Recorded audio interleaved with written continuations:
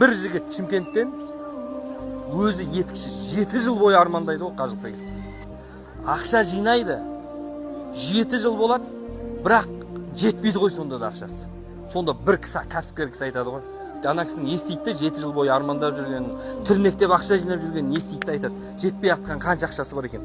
Мен берем ақшасын деп бір жерде. 7 жыл дайындалған адамның мына Меккеге деген махаббат қандай болады ойлаңыздар енді. Дайындала берген соншалықты ана жігіт ләббайка бүкіл дұғалар жаттап алған. Сонымен ол заманда Алматыға келіп ұшу керек, Чимкенттен прямой рейс жоқ. Сонымен автобусқа мініп жолда келе жатқанда Луговойдың тұсында жаңағы автобус тоқтап, сол жерден тамақ ішетін болады. Түзге шығатын жер жолдың арғы бетінде, мына жігіт жолдан өте бергенде 140-пен келіп бір машина қағады ғой.